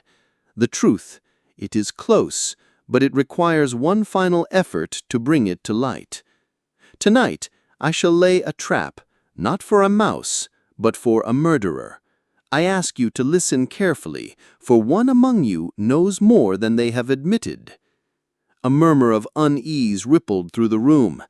Hastings, his pen poised, noted the subtle reactions. Beatrice's hand tightening on her locket, Carver's fleeting glance at Mrs. Wentworth, Lady Eleanor's slight intake of breath. Poirot, ever observant, continued, his words chosen with surgical precision. "Let us review the facts," he said, pacing slowly before the fireplace. "Monsieur Langley was killed between 9 and 9:30 p.m., struck by a candlestick in this very room. The door, locked by Sir Reginald at 6, was found ajar. A pearl was found near the body, claimed by Mademoiselle Pembroke, but possibly belonging to another. A torn paper bearing the words, 'must meet,' suggests a clandestine rendezvous. And the scream! Who uttered it? And why does no one claim it?" He paused, letting the questions hang in the air. Then, with a sudden shift, he turned to Beatrice. "Mademoiselle Thornfield, your engagement to Monsieur Langley, it was a secret, oui? But secrets, they have a way of escaping. Did you meet him here, in the library, as the note suggests?" Beatrice's face paled, her voice trembling. "I told you, I was on the terrace. I never saw Victor that night. The locket, it's all I have left of him, but I didn't kill him." Poirot's eyes softened, but his tone remained firm. "And yet Mademoiselle Pembroke saw you leaving the library. Why would she lie?" Miss Pembroke, her face crumpling, shook her head. I thought it was Beatrice. It was dark, and I was so nervous. Perhaps I was wrong." The admission drew gasps, and Sir Reginald's eyes blazed. "Wrong? Lydia, you've accused my daughter of murder, and now you retract. What game is this?" Poirot raised a hand, silencing the outburst. "Patience, Sir Reginald. Mademoiselle Pembroke speaks what she believes, but belief, it is not always truth. Let us consider another possibility. The pearl, the locket, the note, they are distractions meant to mislead. But there is one clue that cannot lie, the scratch on the terrace flagstone." He turned to the group, his voice rising with theatrical flair. "The scratch, imbecile, no? A metal object, perhaps a key or a brooch, scraped the stone. Whose was it, and why was it there, outside the library window? I propose a theory. Someone entered the library not through the door, but through the window, which was found latched but not locked. A secret meeting, a quarrel, a fatal blow, and then an escape through the window, leaving the door ajar." The room buzzed with whispers. Mrs. Wentworth's eyes narrowed. "A window," she said. "That's absurd. The windows were latched, and there was no sign of a break-in." Poirot smiled enigmatically. "No break-in, madame, because the window was opened from the inside. Someone was already in the library. Someone who knew Mr. Langley would be there. The note, 'must meet,' it was not written by him, but to him, luring him to his doom." Carver stepped forward, his voice sharp. "This is speculation, Monsieur Poirot. You've no proof of any of this." Poirot's gaze fixed on him. "Proof, Monsieur Carver. It is coming. The ash on the fireplace mantel, did it come from a cigar, as Colonel Blake claims, or from a cigarette, perhaps smoked by another? And the pearl, whose is it, truly? I suggest it was dropped deliberately to cast suspicion on Mademoiselle Pembroke or Mademoiselle Beatrice." He turned to Dr. Hargreaves, his tone deceptively mild. "Doctor, you were in the billiard room, reading, oui? Yet you heard nothing, not the scream, not the window opening. A curious silence for a man of your observation." His hand froze on his spectacles, his face pale. I told you, the billiard room is far from the library. Poirot's eyes gleamed. Perhaps, but your spectacles, doctor, they are a prop, are they not? You polish them constantly, yet your vision seems perfect. A nervous habit or a mask to hide your thoughts. The accusation struck like a spark, igniting tension. He stammered, I don't know what you mean. I've nothing to hide. Poirot turned to the group, his voice rising. Someone in this room lured Monsieur Langley to the library, struck him with the candlestick, and fled through the window, leaving the door ajar to confuse the scene. The pearl, the note, the scratch, they point to a plan, a trap. Who among you had the motive? Love, betrayal, or money? The guests shifted, their eyes darting. Beatrice's tears fell silently, while Carver's jaw tightened. Mrs. Wentworth's smile was gone, her hands clenched. Lady Eleanor's composure wavered, and Sir Reginald's face was a mask of fury. Poirot, sensing the moment, stepped closer to the desk, his hand hovering over the Star of Calcutta. The sapphire, he said softly, it was never the target. It was the bait, drawing Langley here, to his doom. Speak now, or the trap of Hercule Poirot will close. Chapter 10. The Reveal. The library at Thornfield Grange, bathed in the dim glow of the chandelier, seemed to pulse with the weight of the moment. The guests, gathered at Hercule Poirot's command, stood or sat in a tense semicircle, their faces etched with dread and anticipation. The Star of Calcutta, still gleaming in its velvet case on the desk, cast a cold light over the scene, a silent witness to the drama unfolding. Captain Arthur Hastings, his notebook nearly filled, felt his heart race as Poirot prepared to unveil the truth behind Victor Langley's murder. The detective's trap, set with precision, had brought them to the precipice, and now the little gray cells would deliver their verdict. Poirot stood at the center of the room, his small frame commanding, his green eyes blazing with the clarity of revelation. His mustache, perfectly waxed, twitched slightly as he surveyed the guests.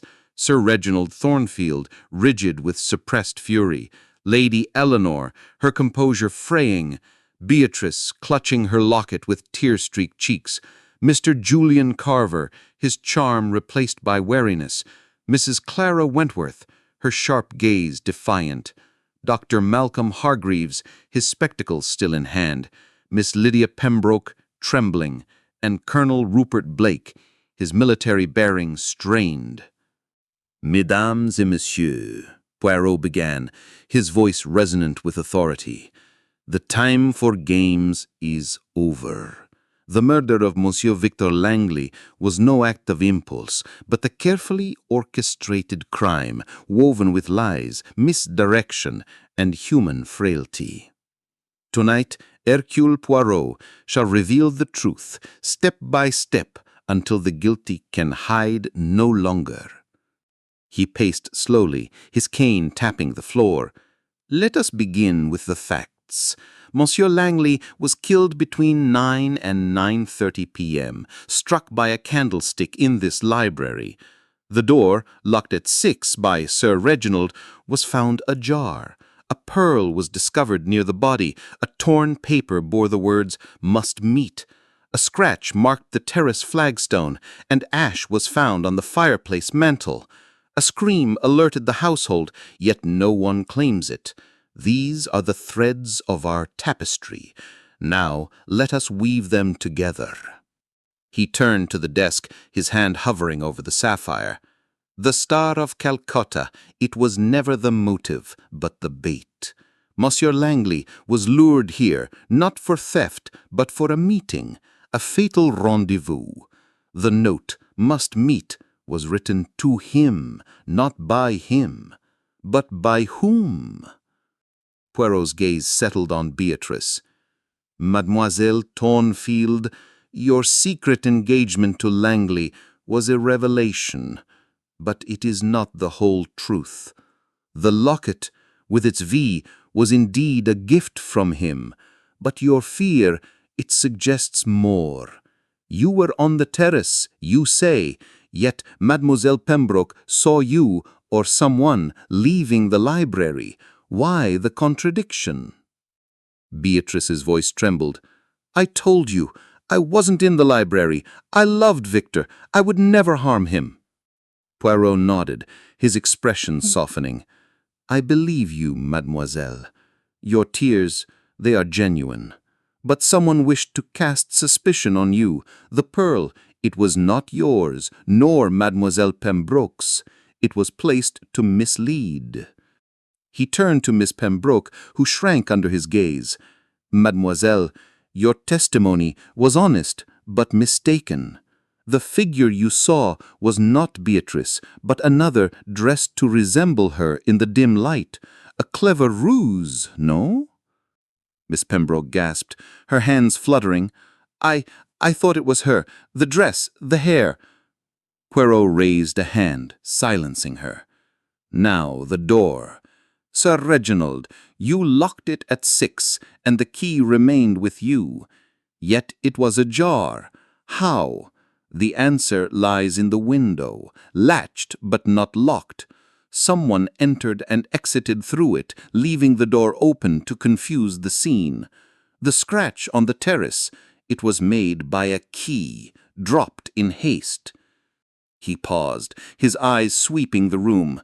The ash on the mantel, it was not from Colonel Blake's cigar, but from a cigarette smoked by someone in a hurry. And the candlestick, too obvious, a prop to distract from the true weapon, a smaller, heavier object, perhaps a paperweight, discarded after the crime. Mrs. Wentworth's voice cut through the silence. This is all very theatrical, Monsieur Poirot, but where's your proof? You're accusing someone, but who? Poirot's smile was enigmatic. Patience, madame. The proof, it is in the contradictions. Let us consider the motives. Monsieur Langley, he was a financier, ruthless and ambitious. He had enemies. Sir Reginald, whose wealth he threatened. Mademoiselle Beatrice, whose engagement he may have coerced. Monsieur Carver, whose client he ruined in court. But one motive burns brighter than the others. He turned to Dr. Hargreaves, whose hand froze on his spectacles. Doctor, you have been most discreet, but your silence, it speaks loudly. Your spectacles, they are a mask, polished to hide your nerves. You claim to be in the billiard room, yet you heard nothing, not the scream, not the window. Impossible, for the billiard room is not so far, and the cigarette ash, it matches the brand you carry. Hargreaves' face paled, his voice hoarse. This is absurd. I had no quarrel with Langley. Poirot's eyes gleamed. No? Then why, doctor, did you visit Langley in London last month under an assumed name? Why did you inquire about his dealings with Sir Reginald? You see, I have made inquiries. Langley swindled you in a medical investment, ruining your practice. You came to Thornfield not for a holiday, but for revenge. The room erupted in gasps. Hargreaves staggered, his spectacles slipping from his hand. I didn't kill him. Yes, I hated him, but I was in the billiard room. Poirot shook his head. No, doctor. You slipped out, using a duplicate key you had made after learning of the sapphire's unveiling. You wrote the note, luring Langley to the library. You entered through the window, struck him with a paperweight, and fled, dropping the key on the terrace, hence the scratch. You planted the pearl, stolen from Lady Eleanor's dressing room, to implicate Beatrice or Miss Pembroke. The scream? It was yours, disguised as a woman's, to draw attention and muddy the timeline. Hargreaves' face crumpled, his shoulders sagging. No, you can't prove this. Poirot's voice was relentless. The ash, doctor, it betrays you. The cigarette you smoked while waiting for Langley, the key you dropped, the pearl you planted, all point to you.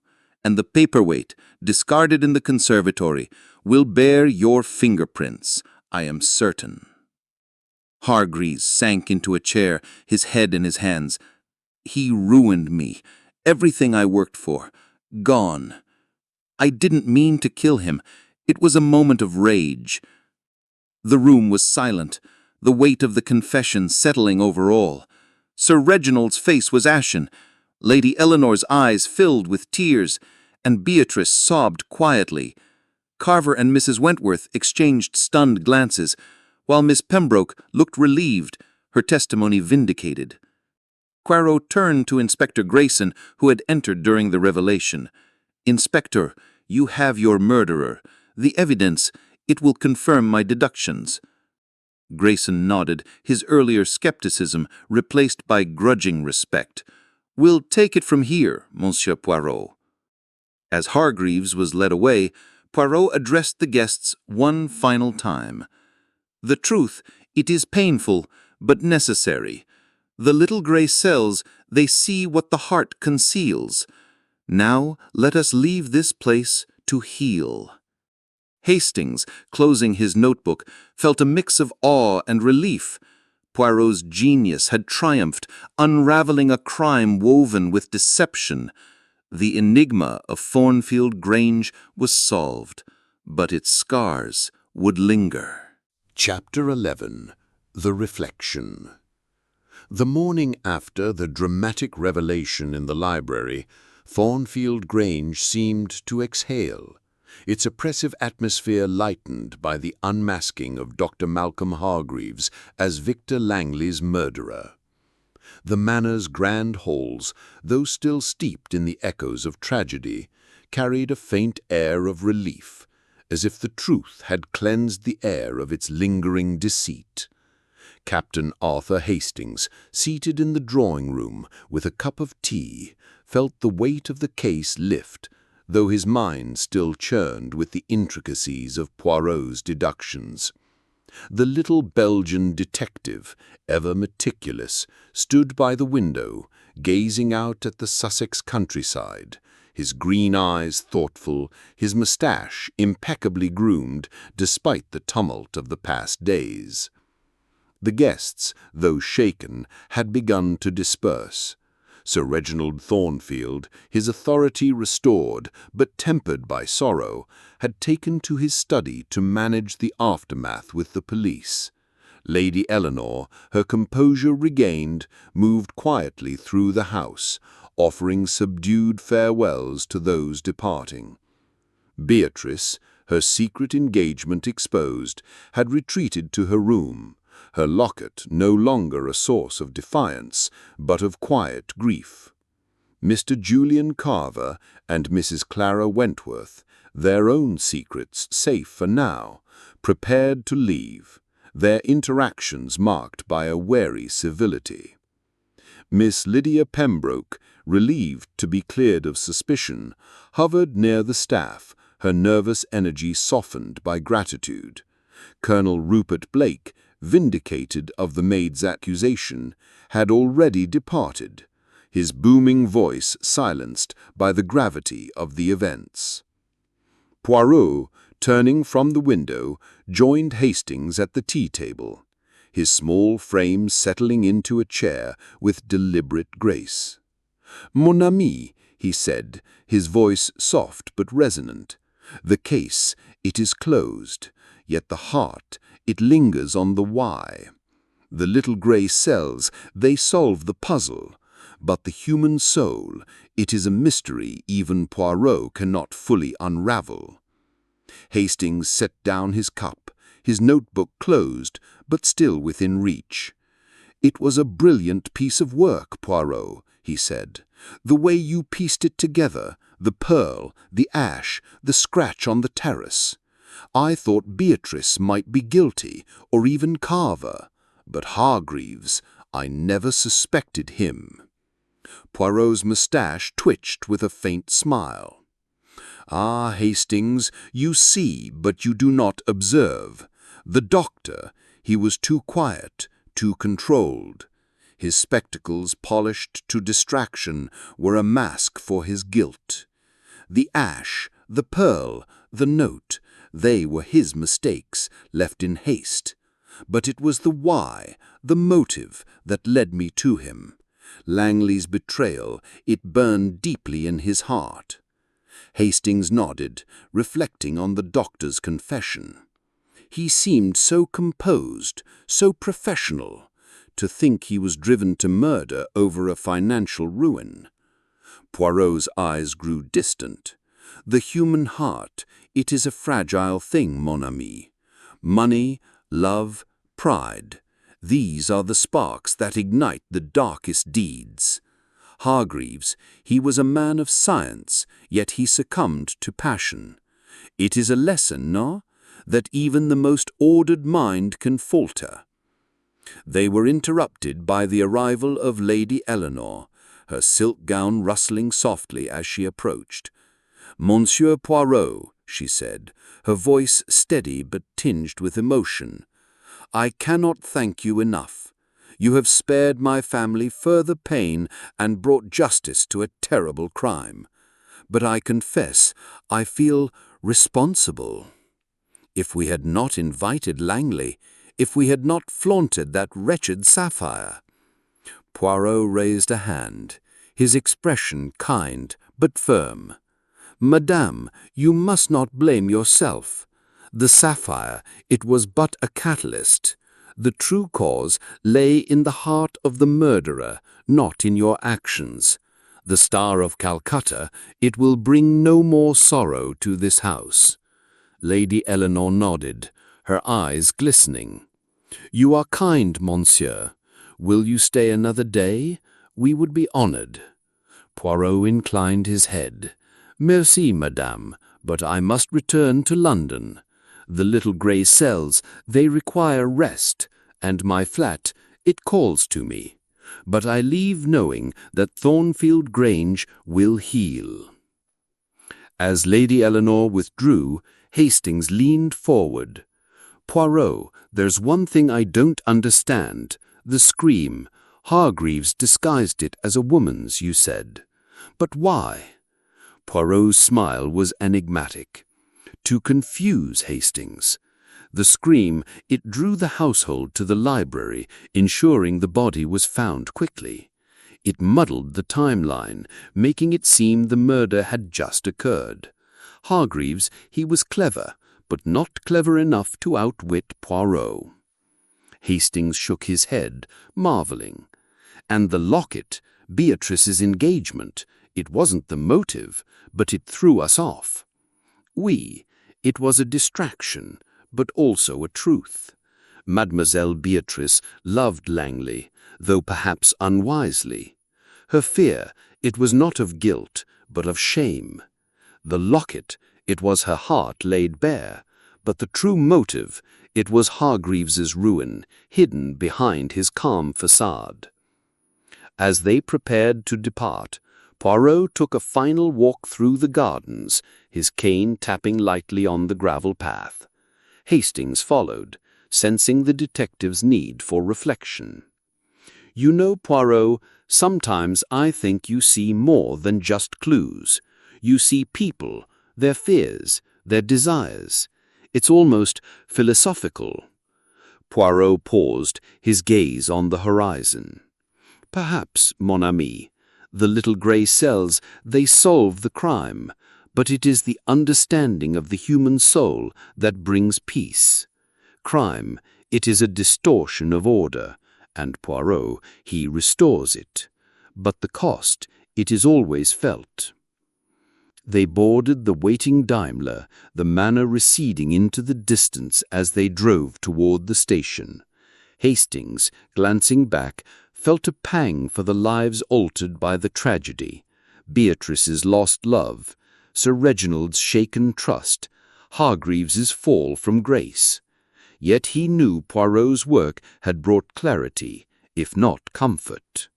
As the train carried them back to London, Poirot leaned back in his seat, his eyes half closed. "The enigma of Thornfield Grange, it is solved," he murmured. "But life, Hastings, it is the greatest mystery of all. And for that, even Poirot must simply observe."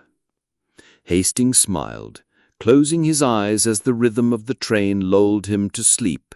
The case was over, the truth revealed, and once again Hercule Poirot had proven that no secret could withstand the power of his little grey cells.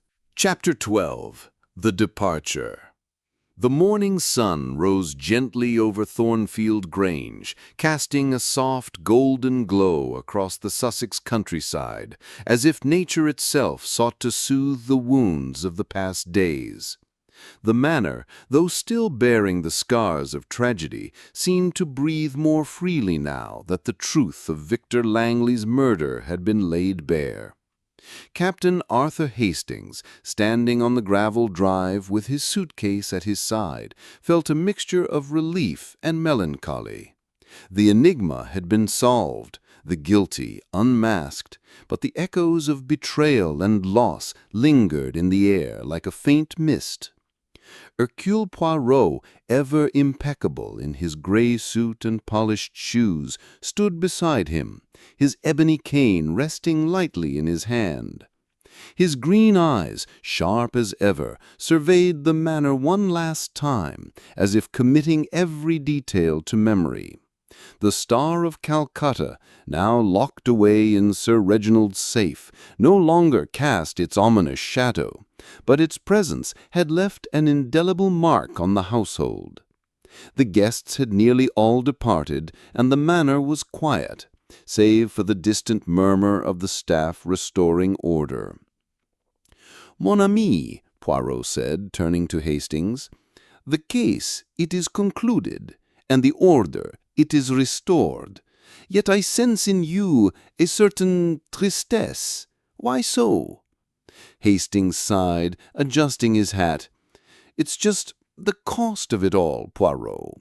Beatrice's heartbreak, Sir Reginald's shaken trust, Hargreaves' ruin. You solved the mystery, as always, but it leaves a bitter taste." Poirot nodded, his mustache twitching thoughtfully. "Oui, Hastings, the truth, it is a sharp blade. It cuts through deception, but it also wounds. Yet without it, the shadows grow longer, and the heart, it festers. Poirot, he brings light, even if it stings." They were interrupted by the approach of Sir Reginald, his robust frame slightly stooped, as if the weight of the past days had aged him. He extended a hand to Poirot, his voice gruff but sincere. "Monsieur Poirot, I cannot thank you enough. You've saved my family from ruin, Beatrice especially.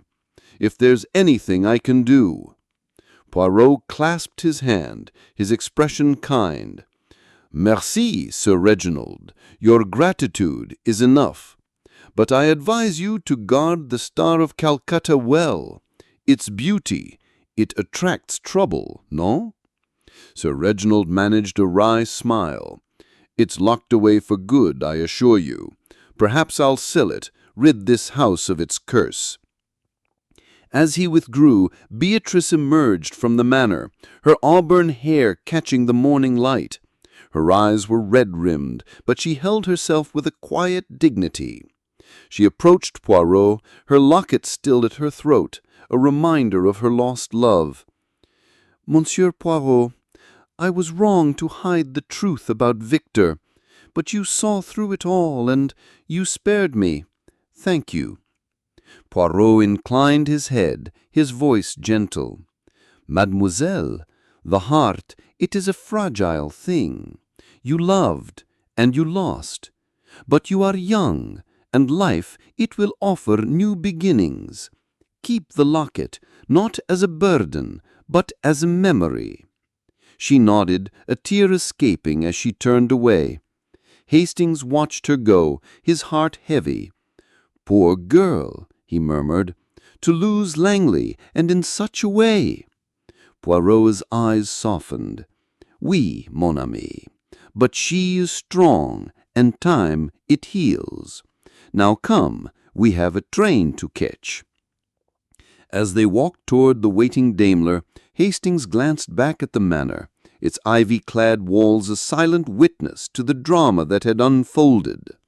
"Poirot, that scream! Hargreaves' disguise of it was so clever. How did you know it was him?" Poirot's smile was enigmatic. "The scream, Hastings, it was too perfect, too timed. A woman's cry, yet no woman claimed it. Hargreaves, he was an observer of human nature, a doctor who knew how to mimic distress. But the ash, the key, the pearl, these betrayed him. The little gray cells, they see the pattern where others see only chaos." The car carried them to the station, the countryside rolling past in a blur of green and gold. On the train to London, Poirot leaned back in his seat, his hands folded neatly over his cane. This case, it was a study of contrasts. The sapphire, so beautiful, yet so dangerous. The heart, so full of love, yet so prone to betrayal. The mind, so ordered, yet so easily led astray. Hastings nodded, his thoughts drifting to the guests. Carver's guarded charm, Mrs. Wentworth's sharp tongue, Miss Pembroke's nervous honesty. "You saw through them all, even when I was sure it was Beatrice or perhaps Carver. Your method, Poirot, it's like magic." Poirot chuckled softly. "Magic, non. It is method, Hastings. The observation of the small things, the glance, the gesture, the contradiction. The world, it is full of mysteries, but none are beyond the reach of Hercule Poirot." As the train neared London, the spires of the city coming into view, Hastings felt a sense of closure. The enigma of Thornfield Grange had been solved, its secrets laid bare by Poirot's genius. Yet the human cost, the broken hearts, the shattered trust reminded him that even the greatest detective could not mend all wounds. "Will you take another case soon?" Hastings asked, breaking the silence. Poirot's eyes twinkled. "Perhaps, mon ami. The little gray cells, they do not rest for long. But for now, a cup of tisane, a quiet evening, c'est suffisant." The train pulled into the station, and Poirot stepped onto the platform, his small figure a beacon of order in a chaotic world. Hastings followed, a smile tugging at his lips. Another mystery solved, another triumph for the inimitable Hercule Poirot. And though the shadows of Thornfield Grange would linger, the light of truth had prevailed.